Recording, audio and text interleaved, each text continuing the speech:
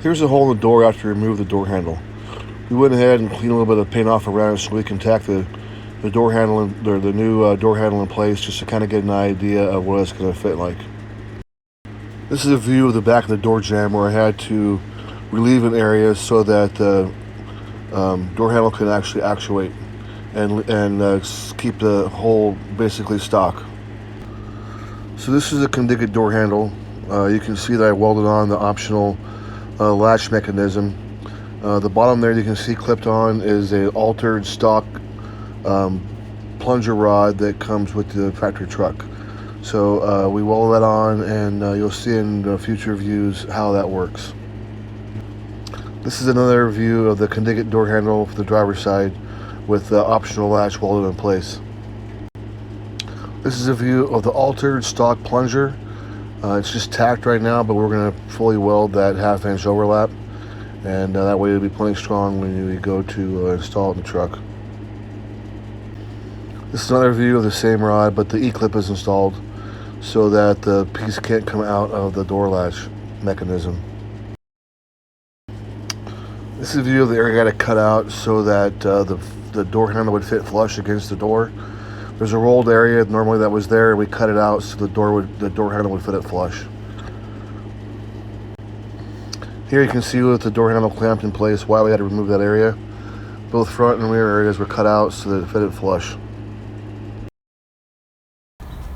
So there's the door handle pre-installed on the door. We basically centered it where the old door handle was at. Couldn't go much higher because there's a brace above it, and then don't want any lower because it looks stupid. So all you gotta do is just kind of push like this, grab this in here, and then pop it. That's simple.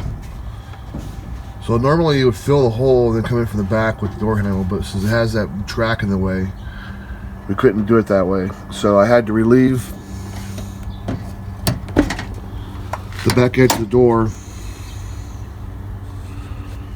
to give room for the door to actually actuate into the door. So we hammered that out. I'm going to smooth that out later on. And now I'm going to fill in the area around the door, around the handle itself, without having to take the handle apart. That's the problem with these handles, is that you have to take them apart 2 or 3 times to get them to fit. Well, this one I'm not going to be able to because of that track in there. And if I put the door handle forward of the track, I just think it would look odd. So it's a little extra work doing this, but this is what we're going to do it.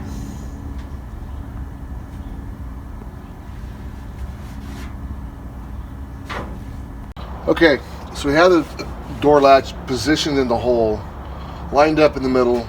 Basically, we're just going to go. We need to remove the latch and finish welding the brackets on it, because they're only tacked in place for testing. Okay. So you can see basically how I made this. I overlapped it by 1/2 inch or so here. I'm going to weld this area up here. I'm going to finish welding these. These are pretty close to done, but I'm going to finish welding those.